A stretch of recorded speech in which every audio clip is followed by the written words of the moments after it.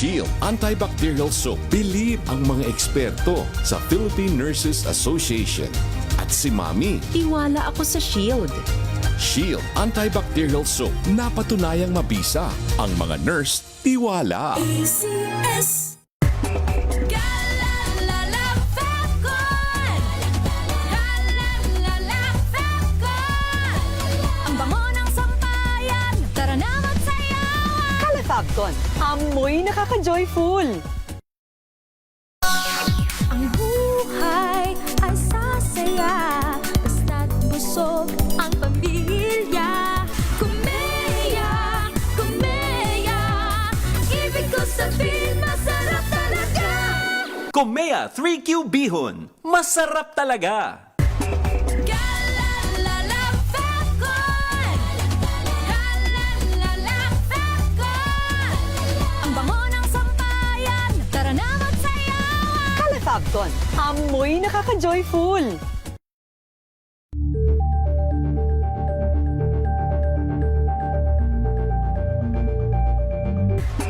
Galalala Falcon. Galalala Falcon. Ang bango ng sampayan. Tara na magsayawan. Califabcon, amoy nakaka-joyful.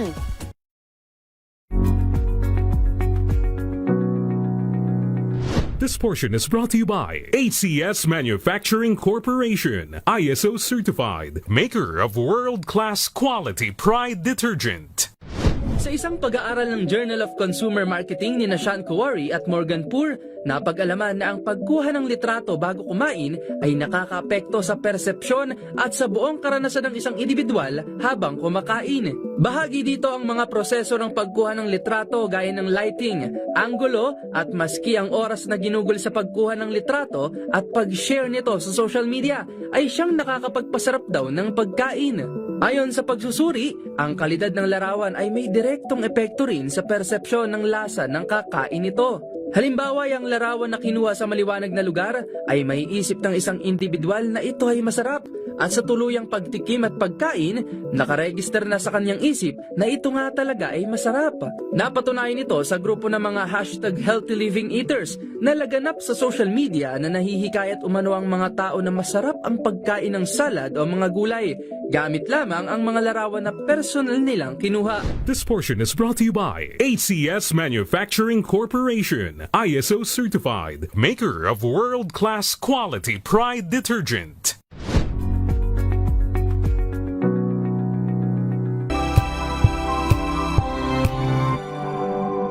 Ngayong ika-87 taon ng kauna-unahan, GZRH.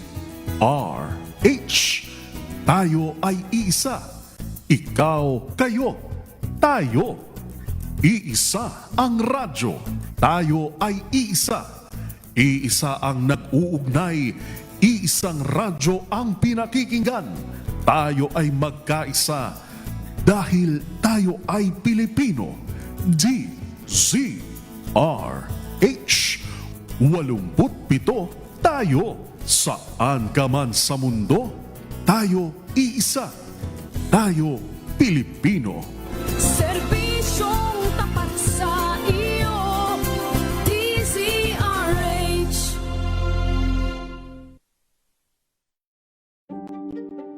Buklatin ang mga pahina. Pakinggan ang boses ng lipunan.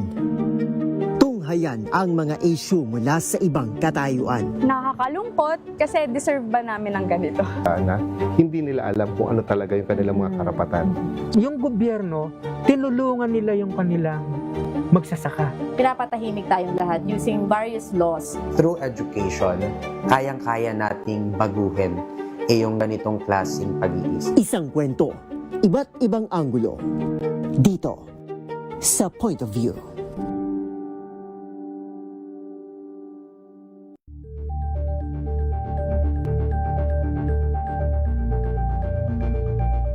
Tambalang Anthony Taberna at Jerry Baha ang gigising sa inyong umaga dahil lalatay ang humahagupit na diskusyon at komentaryo Lunes hanggang Biyernes sa 2x2.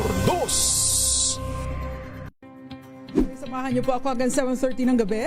DZRH Usapang Liga. Magandang gabi Pilipinas, Metro and Mega Manila. Nas extension sa DZRH at RHT. Ray Simayan At Kisses Hubson. para sa DZRH, una sa Pilipinas. Una sa Pilipino. Ito ay bunsod ng naitalang 17 individual na ang kanilang naaresto. Ng Metro Manila Development Authority o MMDA ang No Contact Apprehension Policy o NCAP sa Metro Manila. Sa ang ilang mga dokumento ay peke. Hindi rin legal ang employment na ipinangako sa kanila. Sa mata ng batas, mananagot ang sangkot at may sala. Dahil sa bawat paglabag, may karampatang parusa. Alamin ang mga pananagutan sa likod ng mga bawal. Dito sa Hoy! Bawal Yan! Tuwing Sabado, alas 11:30 ng umaga. Dito lang sa DZRH TV. Sona 2026, a DZRH special coverage. Magandang tanghali Pilipinas, Luzon, Visayas at Mindanao. Tuloy-tuloy pa rin ho ang special coverage ng DZRH para sa ang ikalimang sona, The President's Agenda. A DZRH special coverage, inyo pong nakakasama sa tanghaling ito. Ito po si Yuel Reyes. At ako naman po si Miss O, Miss Karen Oyong. Sa atin humunang mga balita. Sona 2026, a DZRH special coverage. Improvised explosive device natagpuan malapit sa Senado. Labas ng tanggapan ng Department of Justice, binulabog ng pagsabog. Lang minority senators hindi raw dadalo sa SONA. Malacanang pumalag sa bagsak na grado sa ekonomiya ng Ibon Foundation. Mga ralista at kapulisan bahagyang nagkagitgitan. Tinangkang harangin ang bahagi ng Commonwealth Avenue. At Senado, Kamara, balik sesyon na. Speaker D nanawagan sa nalalabi pang priority bills. 2026, a DZRH special coverage. Yan ang ating headlines sa tanghaling ito. Sa detalye ng mga balita.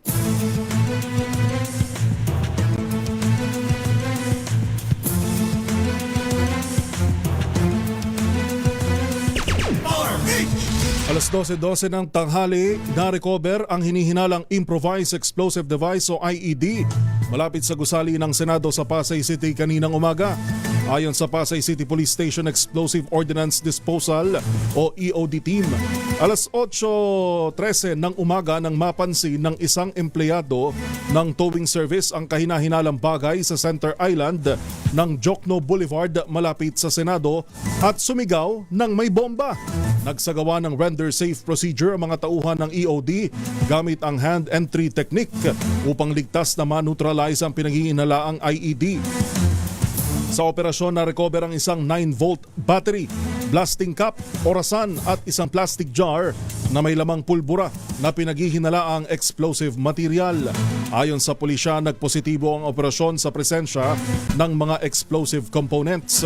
Patuloy naman ang investigasyon ng Pasay City Police upang matukoy ang pinagmulan ng mga materyales at mga taong posibleng responsable sa insidente. Sona 2026, a DZRH special coverage. Samantala, sumabog ang isang improvised explosive device sa harapan ng tanggapan ng Department of Justice kaninang madaling araw.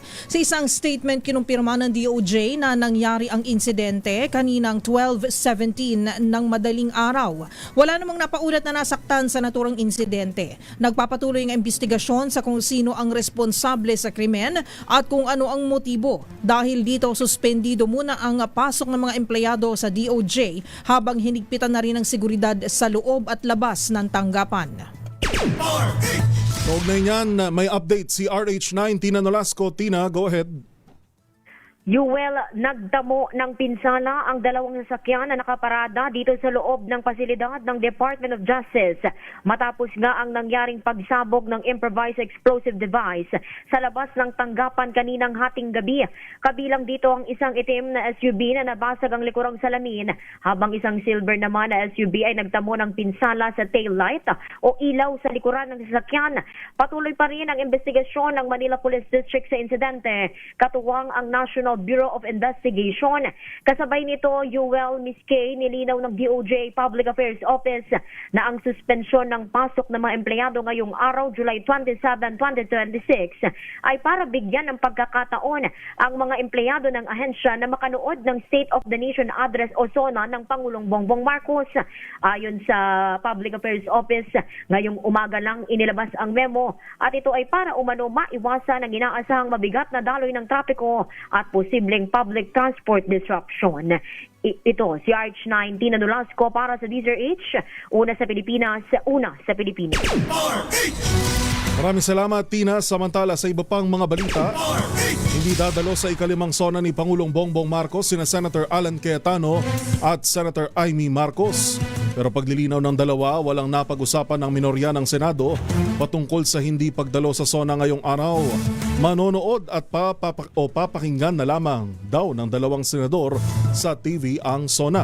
Sabi ni Cayetano, baka mas gusto pa ng administrasyon na hindi sila makita sa mismong joint session. Sabi naman ni Senator Amy ay masama ang kanyang loob dahil isa-isang ipinakulong ang kanyang kasamahan sa minorya. Binanggit din ni Senator Marcos na posibleng hindi rin dumalo mamaya sina Senator Loren Legarda at Senator Robin Padilla.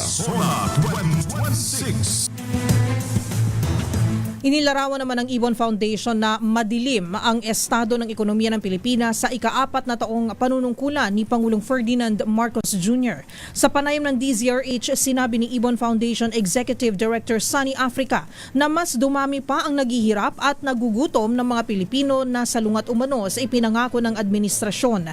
Sabi pa ni Africa, mas marami pa ang kinita ng mga kumpanya ng langis kumpara sa ginastos ng pamahalaan sa pamamahagi ng ayuda tulad ng Uplift Program. Narito po si Ginoong Africa. Nung nag-start pa lang po itong krisis sa Middle East, nakita po natin kung nasa harap. Kasi sa ilalim ng panunungkulan ni Pangulo Marcos ay dumami ang mahirap actually. Yung SWS na ulat na mahigit kalahati, 52% ng pamilyang Pilipino, 14.5 million nagsasabing mahirap sila. At naitala din nila, 6.5 million ang nagugutom. Ito ay dagdag ng 3.6 million. Pero sa amin nakakapagtaka, mas malaki pang kinita, dagdag na kinita ng mga oil companies noong Marso kaysa buong ginastos ng pamahalaan para dun sa uplift program at pagtulong di umano sa mga Pilipino. May problema doon. Alas 12:17, pinagkibit balikat ng Malacanang ang bagsak na grado ng Ibon Foundation sa estado ng ekonomiya ng Pilipinas.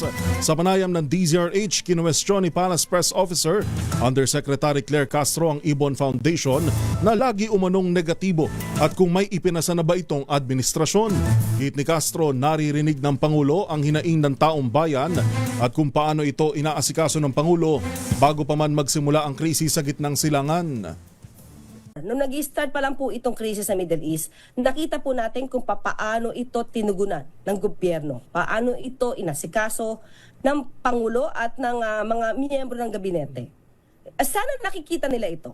At yung pagsusumikap na hindi tayo mapatiran ng supply ng fuel, kahit sabihin natin na tumaas dahil minsan hindi po talaga natin makokontrol ang presyo ng fuel. Pero na-appreciate ba ito ng Ibon? Parang wala naman na-appreciate ang Ibon sa mga ginagawa ng gobyerno.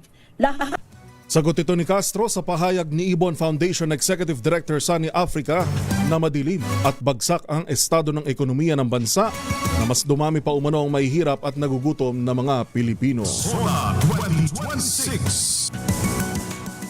Samantala, dapat magbigay ng report card si Pangulong Ferdinand Marcos Jr. kung ano ang nangyari sa krusada kontra korupsyon na inumpisahan sa State of the Nation address noong nakaraang taon. Sa panayam ng DZRH, sinabi ni Dr. Christopher Berce, Dean at Associate Professor ng UP Diliman, na kailangan maipakita ni Pangulong Marcos kung gaano naging kaseryoso ang administrasyon matapos ang mahiya naman kayo. Inaasahan namang ibibida umano ng Pangulo ang mga kinasuhan ng Ombudsman hinggil sa flood control scandal, ngunit ang patuloy pa rin na hinahanap ng tao ay kung may big fish. Dagdag pa, kailangan nang maipakita ni Pangulong Marcos kung ano ang last mile efforts ng administrasyon sa nalalapit na pagtatapos ng termino nito dahil marami pa rin anya sa mga ipinangako noong 2022 ang natenga na. Pakinggan po natin si Dr. Christopher Berce. Siguro unang bida na niya kung ano bang nagawa nila, no? Na para mabawasan yung kahiya-hiya na mga pangyayari ng nakaraang taon. At this point, fifth zona na ito, panglima na, hindi na kailangan yung mga hindi na gaano magmamatter yung slogan, kundi talagang ang inaasahan ay yung ano na bang narating talaga o nagawa na kumpleto na ng administrasyon, no, sa puntong ito. Sona 2026. Sumugod ang nasa 200 miyembro ng bagong alyansang Makabayan Gitnang Luzon sa tapat ng Department of Agrarian Reform para sa SONA 2026.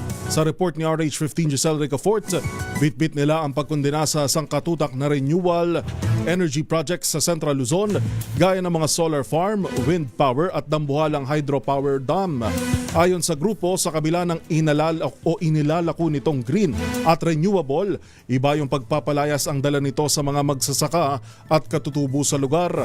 Kinundi na rin ang bayan ng Paxilica ng Amerika at Pilipinas na makasisira pa nila lalo sa kalikasan. Sona 2026.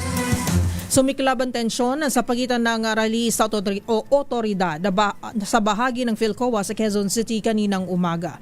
Base sa ulat ni RH5 Val Gonzales, 2 beses umanong ipinagpilitan ng mga grupo mula sa Timog Katagalugan na harangin at sakupin ang kahabaan ng Commonwealth Avenue. Sa panayam ng DZRH, sinabi ni QCPD Director Police Brigadier General Randy Glenn Silvio na nagkagit-gitan ng 2 panig, ngunit agad umanong naayos ng mag-usap ang lider ng mga militante at kapulisan.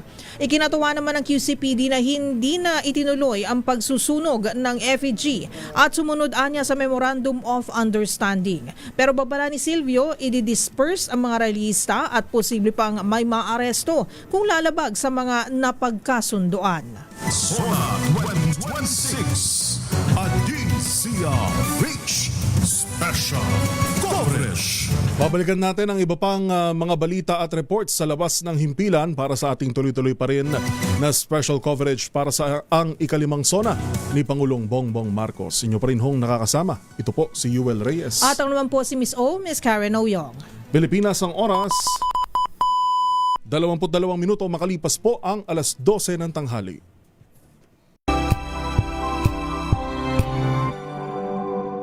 Hello, Washi! Laundry day na naman! Yay! Anong meron? Mancha ng chocolate, putik, may libag pa! Kaya natin yan!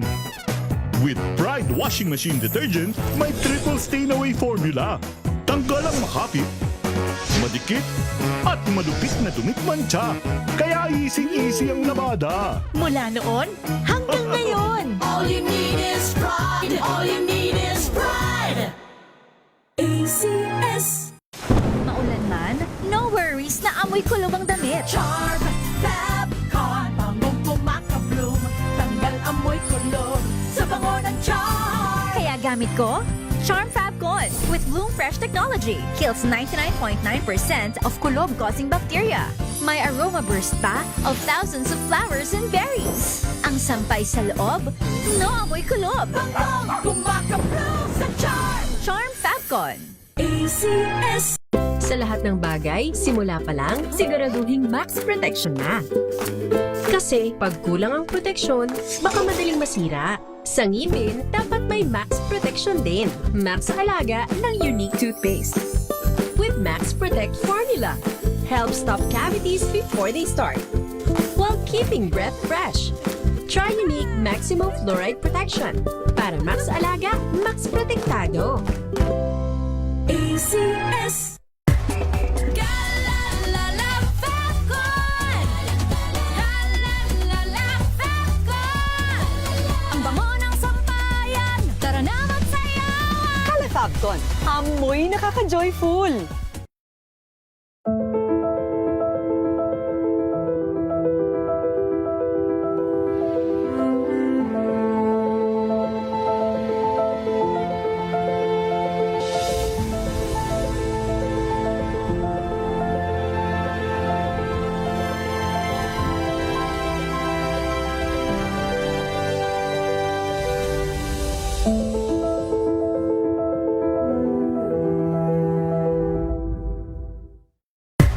Galalala Falcon.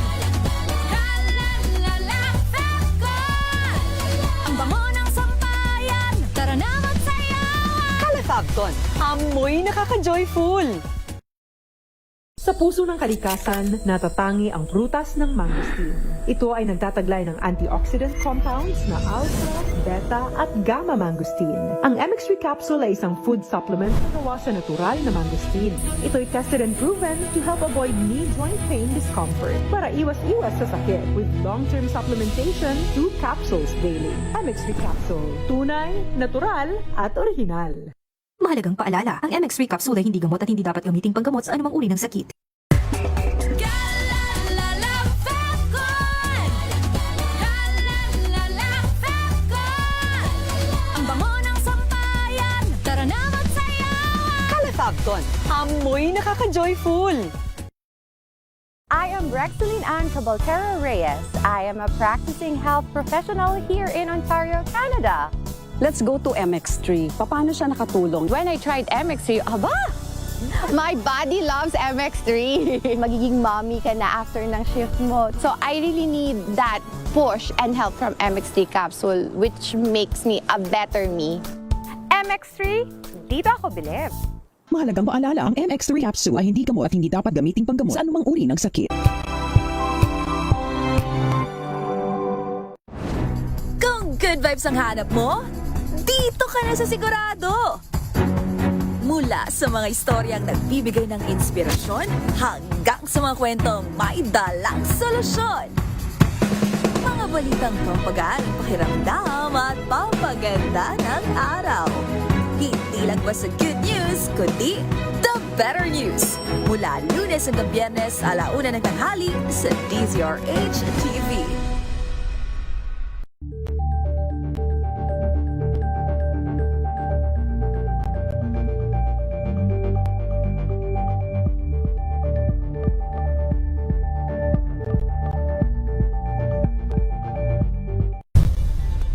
Nagsimula sa pangarap hanggang sa maabot ang tagumpay. Iba't ibang kwento, iba't ibang mukha ng atletang Pilipino. Mas pinatindi, mas pinalakas, at mas pinaaksyon sa Match Point tuwing Sabado, 12:30 ng tanghali sa DZRH TV.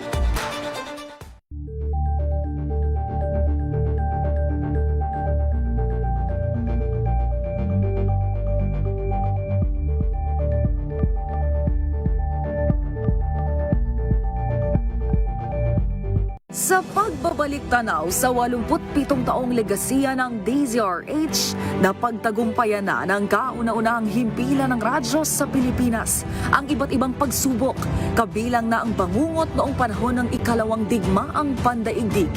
Impormasyong naihatid ng himpilang KZRH ang 2026, a DZRH Special Coverage.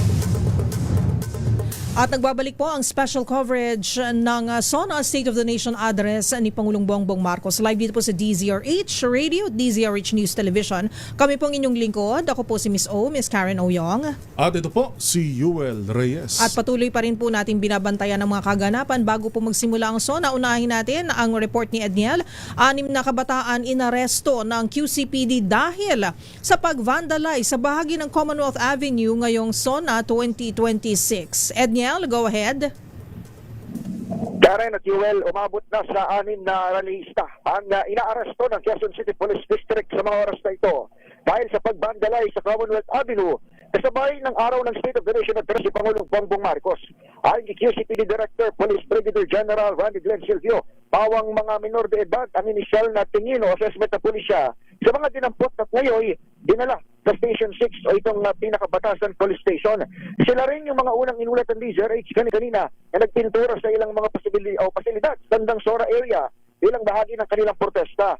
Ayon kay General Silvio, nagpakilalang mga miyembro ng Vandals United itong mga inaresto pero patuloy pa itong iniimbestigahan o binabalidate ng otoridad. Pakinggan natin ang QCPD Chief. Yes. Vandalize. Apart from yung pagsuot nila ng... Hindi naman ano yan. Hindi naman...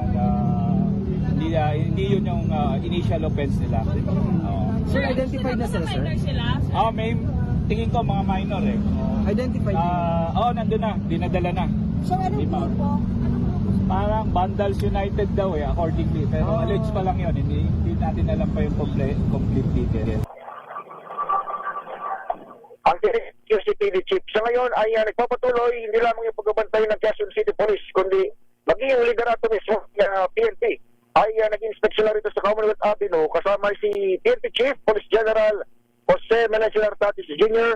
at si Regional Director ng NCRPO Police Major General Anthony Abirim. At so far so good, sabi ni General Tateng ay kontento siya sa lapad ng security dito sa Commonwealth area.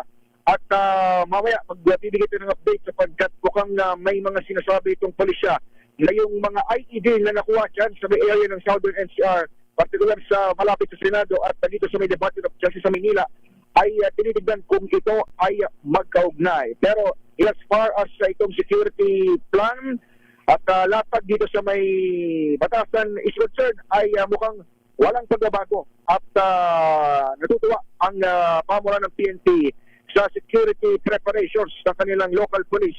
Dito yan sa paligid ng House of Representatives. Para sa Sora 1236, ako si Edniel Parrosa, DZRH, una sa Pilipinas, una sa Pilipino. Sora 1216. Maraming salamat RH52 Edniel Parosa. Dako tayo sa Malacanang. Pinalaking suporta sa lokal na pamahalaan. Inaasahang ibibida raw ho ni Pangulong Bongbong Marcos sa kanyang SONA mamaya. Detalye mula kay RH14, Miss Let Narciso. Miss Let. Yuel, Karen, isa sa mga tinutukan ni Pangulong Ferdinand Marcos Jr. ngayong taon, ang bawat bayan makikinabang. Kaya naman inaarang kasama ito sa mga accomplishment na ibibida ng Pangulo sa kanyang ika-5 State of the Nation Address. Sa ilalim ng BBM program, pinalakas ang kakayahan ng mga lokal na pamahalaan para mas mabilis na maihatid ang serbisyo at tulong direkta sa mamamayan. Namahagi si Pangulong Marcos ng tig 200,000 piso sa lahat ng barangay sa buong Pilipinas. Mula sa naturang halaga, 100,000 pesos ang inilaan para sa scholarship ng 5 estudyante sa bawat barangay at ang kalahati ay para sa pagpapahusay ng seguridad at serbisyo ng barangay. Bahagi rin ng pinalaking suporta sa LGUs ang pamahagi ng 60 kilong bigas kada taon para sa higit 5 milyong pamilyang Pilipino. Para sa SONA 2026, Let Narciso ng DZRH. Una sa Pilipinas, una sa Pilipino. SONA 2026, a DZRH special coverage. Maraming salamat RH14 Miss Let Narciso. At sa pagkakataong ito, partner Miss Kay, ay sasamahan tayo ng mula kanina umaga ang pinag-uusapan ay ekonomiya. Kung ano ang naging grado, ano ang inaasahang sasabihin mamaya in terms of economy. Ngayon naman ang pag-uusapan natin ay sikmura. Well, dahil tanghali ngayon, pag-usapan na natin ang malapit sa sikmura ng ating mga kababayan, ang sektor ng agrikultura. Kamusta kaya ang grado nitong grupong ito? Nasa linya na natin, partner, si Kasendo Rosendo So, ang chairman ng Samahang Industriya ng Agrikultura. Kasendo, magandang tanghali po. Umaga at magandang umaga sa lahat. Magandang tanghali po, Sir Rosendo So. Sir, siguro unahin po muna natin yung naging nakaraang SONA ni Pangulong Bongbong Marcos. Kumbaga positibo po ang kanyang mga pangako na isa sa mga pangunahing sektor na kanyang tututukan ay ang agrikultura. Nais maging food secured ang Pilipinas. Sa inyong grupo po ang Sinag, ano po ang inyong pananaw dito? Sa tingin niyo po ba ay nakamit po ito ng administrasyon ni Pangulong Bongbong Marcos, Sir Rosendo? Yeah, ang problema natin, bali yung policy na yung direction ng ating government, iba yung policy ng economic team. So, for example, yung batas ng livestock and poultry, yung tariff collected ay mapupunta sa sector. Ngayon, ang ginawa ng economic team before ma-implement yung batas, binaba na nila yung taripa, no? So from 30 to 40% tariff, ginawa nilang 15% tariff. So ibig sabihin, yung nagawa na batas na sana makakolekta ng mas malaking pondo sa agriculture, sa sector ng livestock and poultry, by next year ang implementation, bababa yung collection nun, no? Parang yung sa sa EO 62 na inano ng DepEd, no? Ng NEDA, yung dating NEDA, na ganoon din ang policy na ginawa nila, binaba yung taripa. So lumaki yung importation ng bigas, apektado ang atin na local farmers, and mas attractive yung import dahil mas maliit yung puhunan ng importer pero binebenta ng mas mataas, no? Compare dun sa local produce na nangyari. Kaya yung direction ng ating Pangulo, ang nangyayari, nasisira, and ang suma total, nababawasan yung local production natin.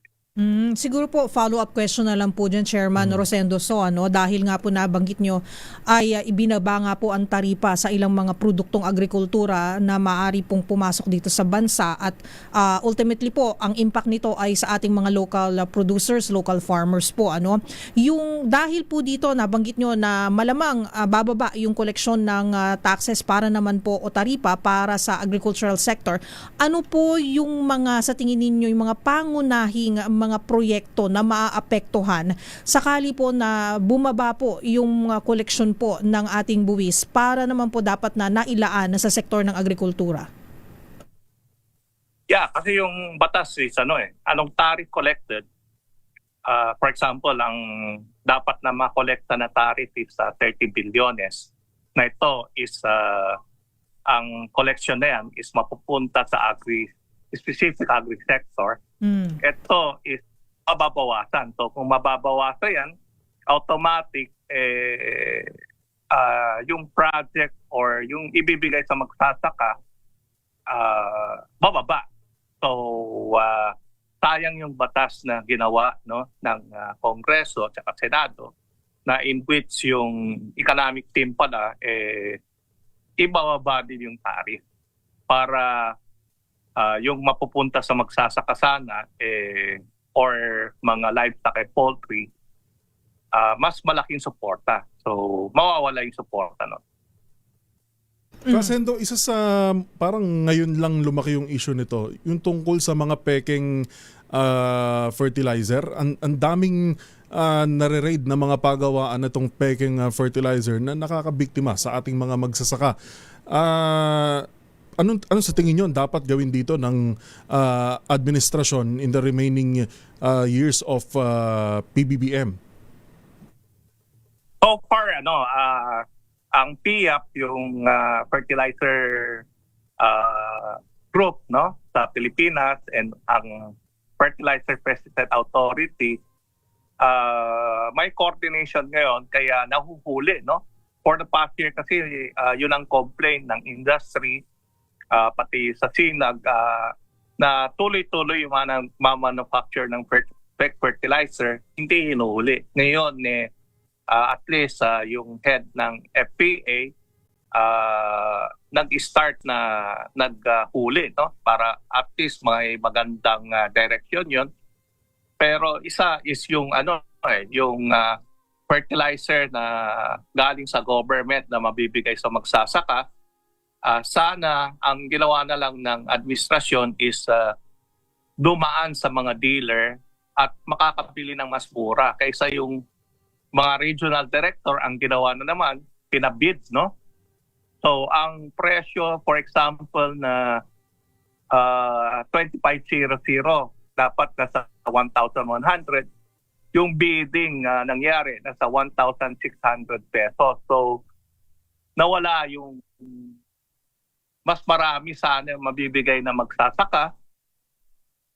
Nawala yung opportunity na may bigay sa lahat. Yun ang nakikita natin na continuous na problema natin. Yung corruption sa within Department of Agriculture.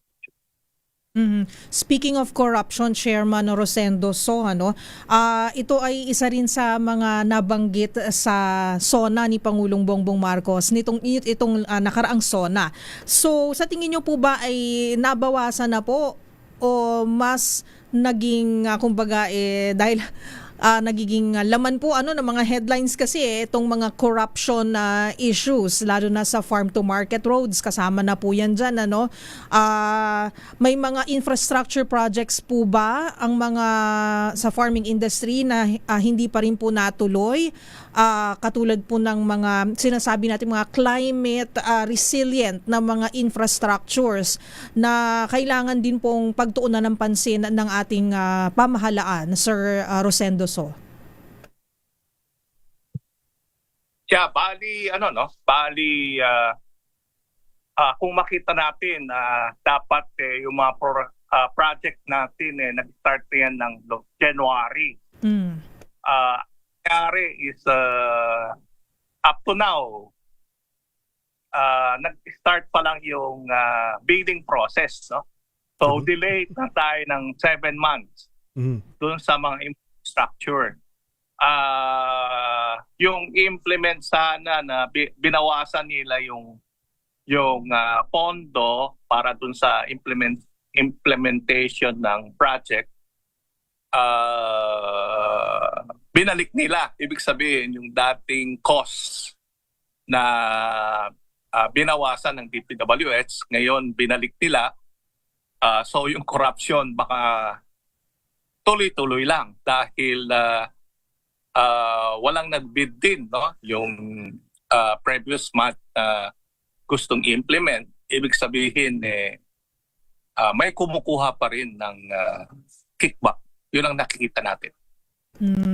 Panghuli na lang po, Kasendo, on my end, nabanggit niyo yung magmula dun sa mga delayed na proyekto, yung mas lumakas kamo yung importation natin ng bigas. Ano sa tingin ninyo, ano yung para sa inyo dapat mabanggit ng Pangulong Bongbong Marcos mamaya sa SONA para mas standing ovation para sa matutukan naman yung mga problema natin ngayon sa sektor ng agrikultura na kagaya ho ng mga nabanggit ninyo? I think ang problema ng ating Pangulo is yung value chain. Yung unang SONA na nabanggit niya up to now hindi pa na-resolve, no? Maski ibaba nila yung taripa para bumaba yung presyo sana sa retail, up to now hindi nangyayari. So ibig sabihin hindi sana binaba yung tarif.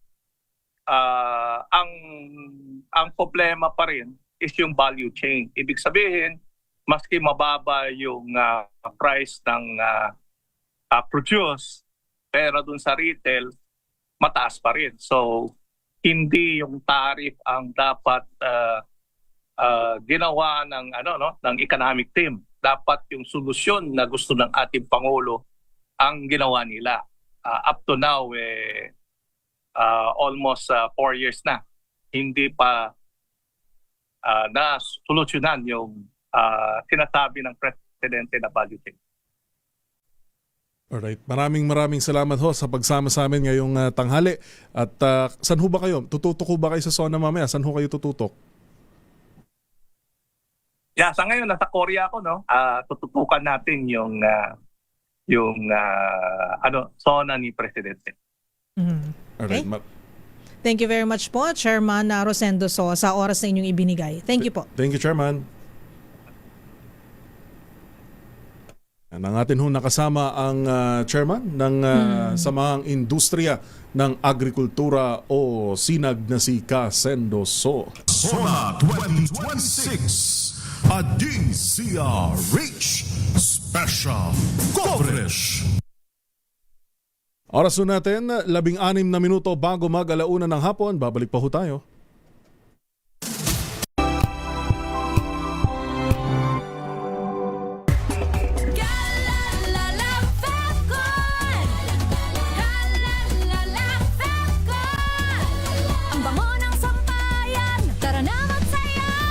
Fabcon, amoy nakaka-joyful.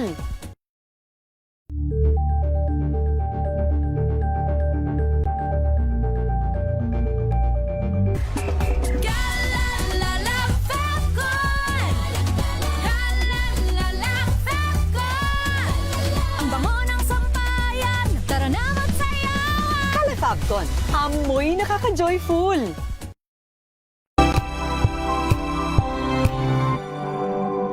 Mahiya naman kayo sa inyong kapwa Pilipino.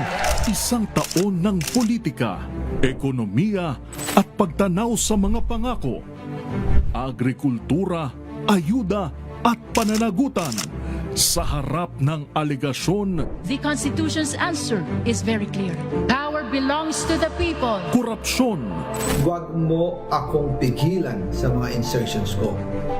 Huwag ka nang makialam sa budget para sa pagdi-deliver ng mali-maletang pera patungo sa bahay ni Speaker. How can I be the mastermind? Panawagang aksyon ni Juan, tunay nga bang napakinggan? Mabuhay po kayo at mabuhay ang bagong Pilipinas. The President's Agenda, a DZRH Special Coverage. Ang ikalimang State of the Nation Address ni Pangulong Ferdinand Marcos Jr. Lunes, ika-27 ng Hulyo, maging una sa balita.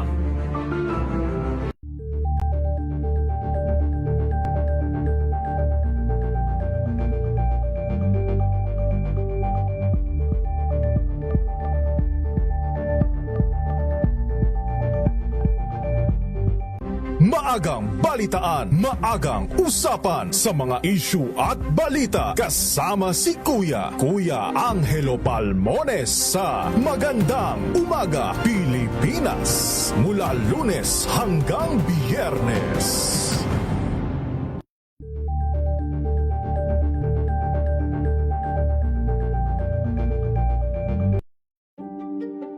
Buklatin ang mga pahina. Pakinggan ang boses ng lipunan. Tunghayan ang mga issue mula sa ibang katayuan. Nakakalungkot kasi deserve ba namin ng ganito? Na hindi nila alam kung ano talaga yung kanilang mga karapatan.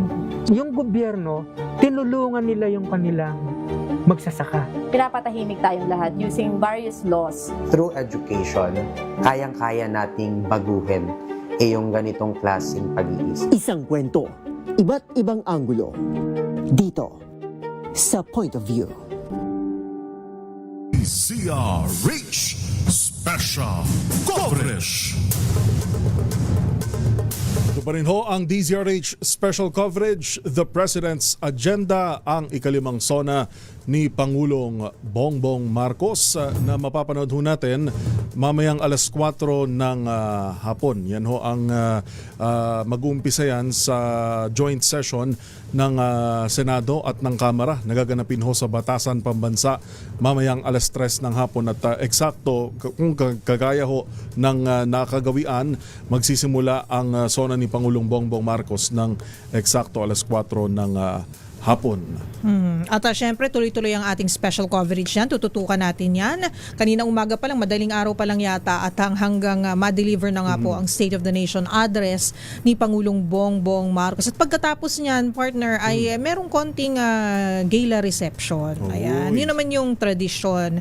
May vindonor mamaya-maya. Diba? After the SONA. Kasama yung mga iba't ibang mga ambassadors. Yes, may mga may mga special guests ayan. At napakasimple, 'di ba? Sabi nga nila ang direktiba ng Malacanang dapat simple lang ang mga kasuotan. Ngayon, kumbaga parang it's a part of a regular working day ng isang government official. Ang pangit din naman kasi kung gagarbo tayo, sa gitna tayo ng krisis. Sa bagay, hindi siya appropriate.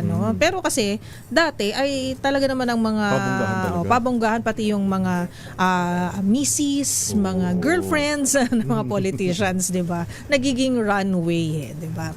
Dako na po tayo sa Kamara. Representative Sandro Marcos nagbahagi ng kaunting kwento tungkol huyan sa paghahanda sa State of the Nation Address o SONA. Alamin natin ang detalye mula kay RH12, Milky Regunan. Miss Milky. Magandang hapon, Yuel at Karen. Isa sa mga inaabangan yung mga suot ng ating mga mamabatas. Pero sa likod ko, kung nyo makikita ay yung malaking LED monitor kung saan yung mga hindi pa pwedeng makapasok dyan sa may plenary, pwedeng manood dito. Ito yung South Wing portion ng batasan. At wala rin nakalagay na red carpet.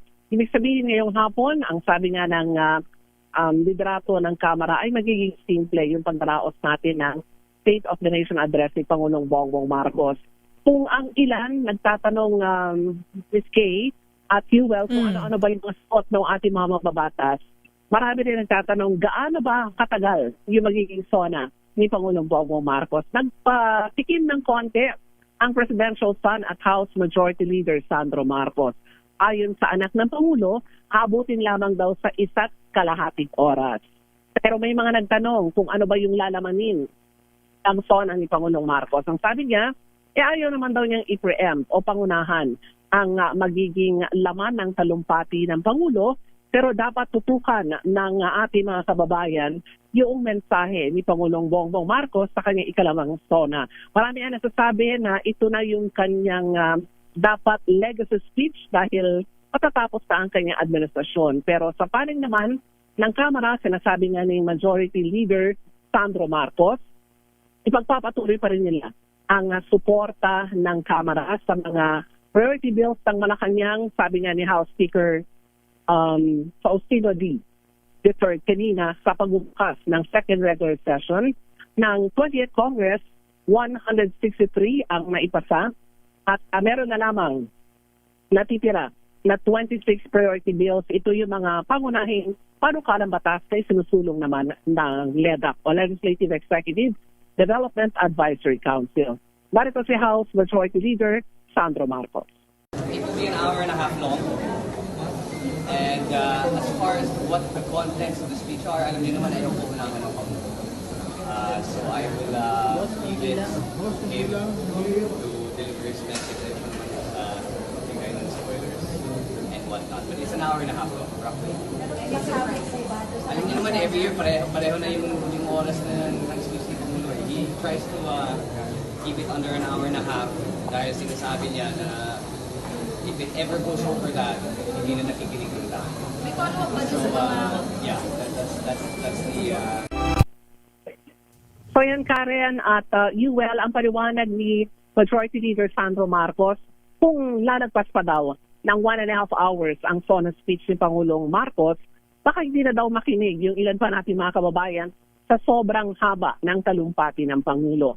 At nang matanong kung mababanggit ba dito ang tungkol sa impeachment trial, mga issue ng flood control, ayon sa kanya, sa usapin ng impeachment trial, ito ay nasa Senado na at ayon ang panghimasukan pa ng Kamara kung ano man ang magiging kahinatnan ng paglilitis, bagamat aanamin niya rin yung ilang mga balita na umano'y hindi daw nakakatanggap ng sapat na suporta ang prosecution team dito sa liderato ng Kamara sa pag-usad ng impeachment trial dyan sa Senado.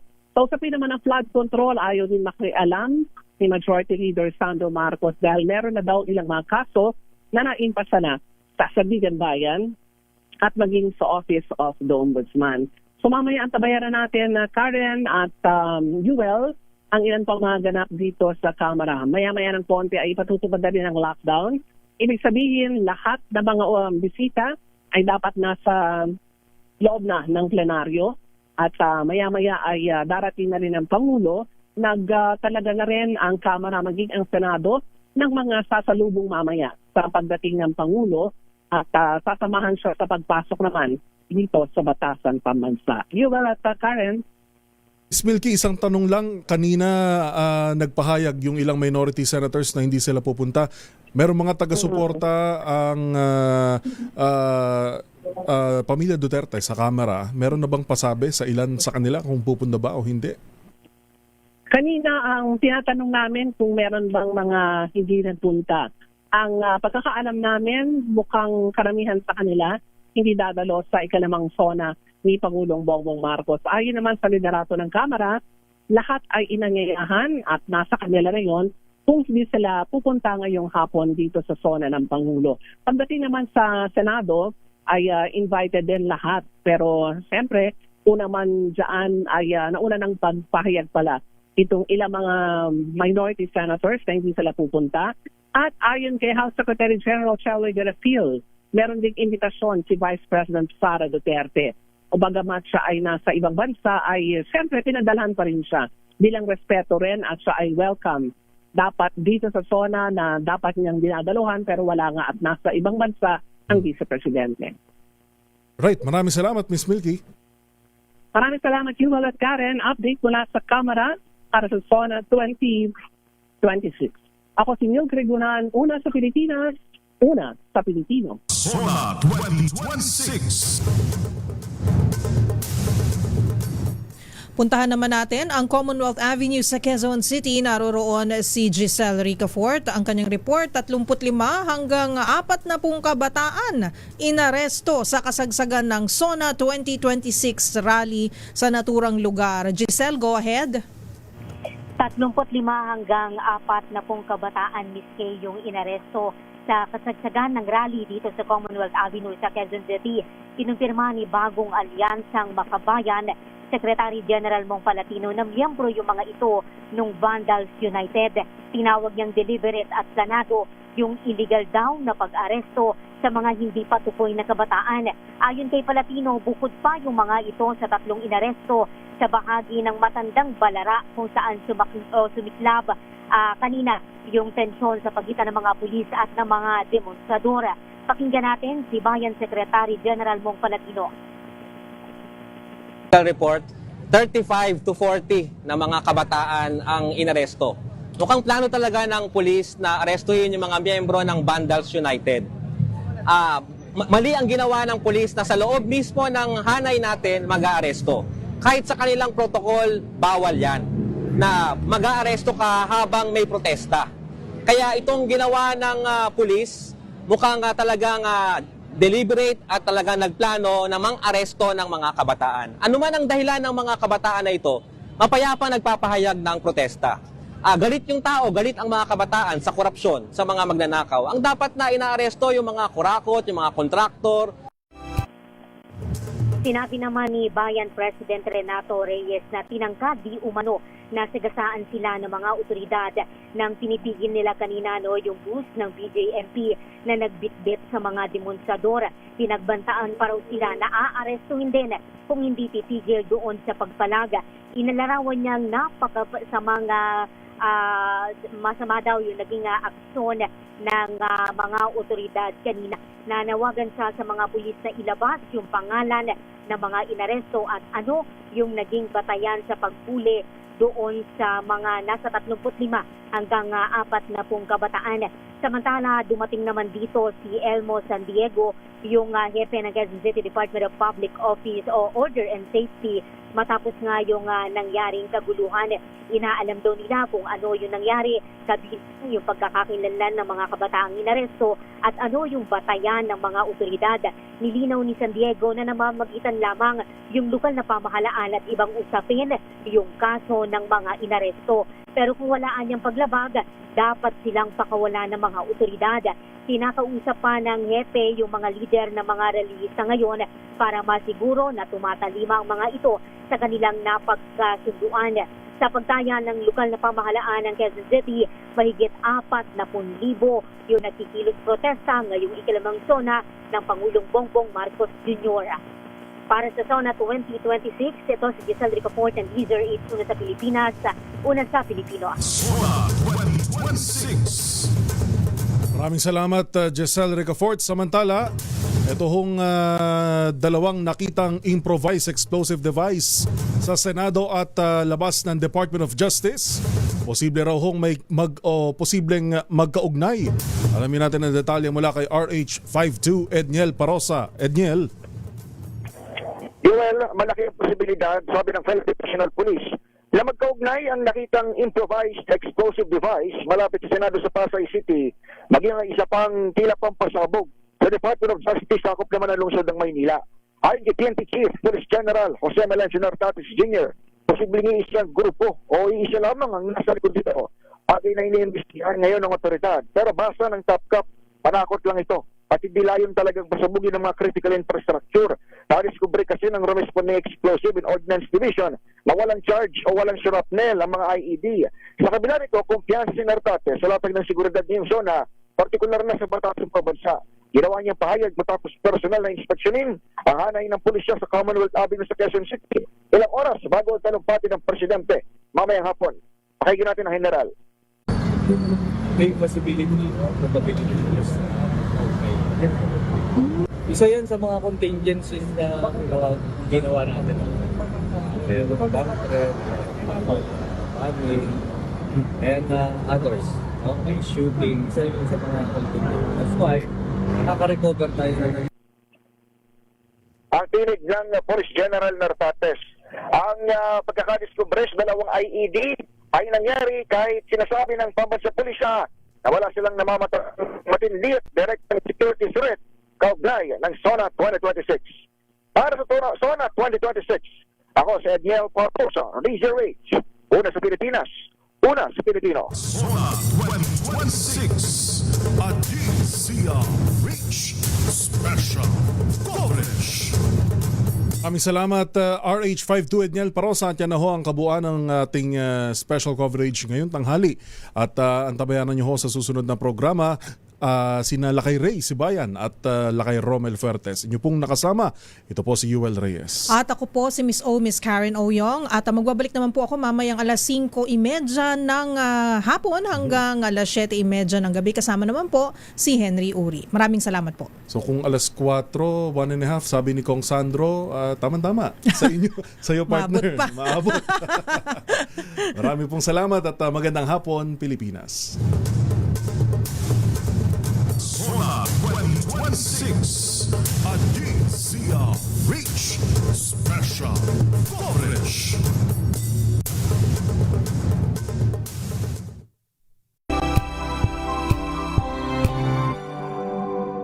Wow, ang saya. Isang barangay na labada, puro mancha pa. Goodbye, pahinga. Mommy, isang laba lang yan sa Pride Bar Blue.